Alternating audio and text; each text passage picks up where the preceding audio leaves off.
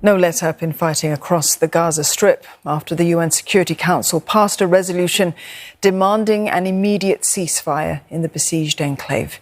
Dozens of Israeli tanks and armoured vehicles have reportedly surrounded the Nasser Hospital. Witnesses say that shots were being fired at the complex in Khan Younis, but that no raid has taken place just yet.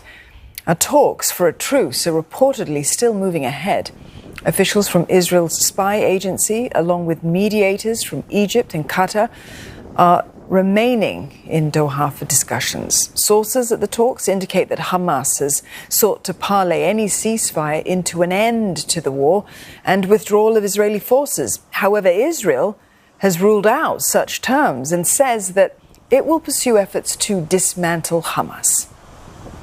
For more, Sarah Coates joins us. She is live for us in Tel Aviv.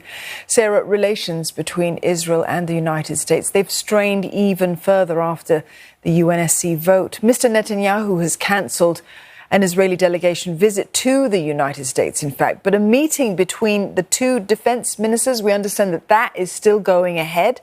What can we expect out of those talks?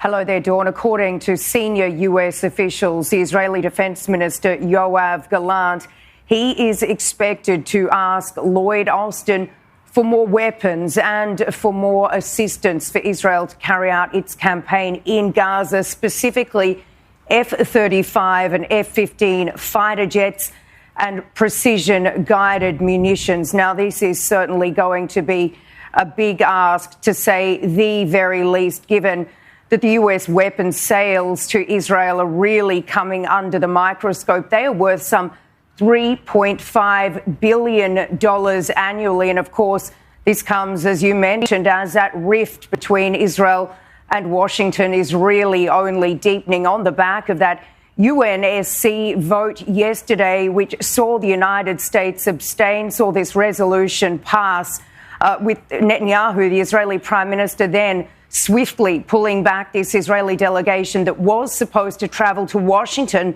to meet with senior officials to discuss this potential Israeli military campaign down in that southern Gazan city of Rafah, where some 1.3 million internally displaced Palestinians are sheltering. This is certainly something that is of grave international concern. And what we have been hearing from the Israeli Prime Minister's office just over the last couple of hours is that this military campaign in the Gaza Strip will only push ahead.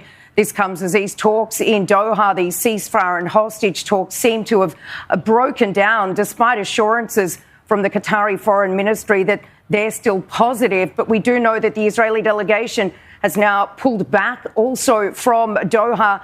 The Prime Minister's office releasing a statement saying that Israel will continue to act to achieve all the goals of the war, to release captives, destroy Hamas and ensure Gaza no longer poses a threat to Israel. So certainly can expect Lloyd Austin also to discuss this potential Rafah operation there with Yoav Gallant. Dawn. Meanwhile, Sarah, the United Nations is repeating a call that it's made, urging Israel to revoke a ban on food deliveries to northern Gaza. Could we see more pressure piling on Tel Aviv to do that, especially after the Security Council's vote for the immediate ceasefire in the enclave?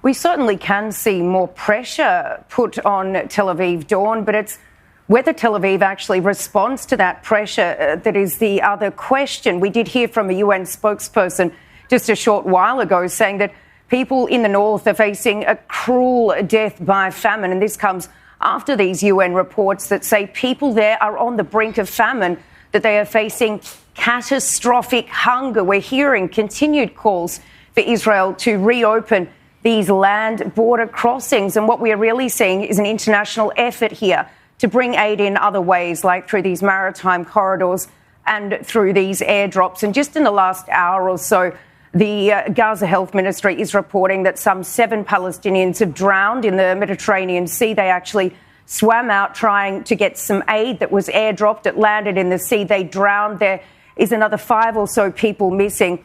And this comes after that incident a little earlier this month that saw parachutes not open when this aid was airdropped over the Gaza Strip, literally crushing people to death. But this decision comes on the back of reports that Hamas is now regrouping in the north, and we are seeing increased fighting. And this could potentially be the reason that Israel has made this decision. Dawn.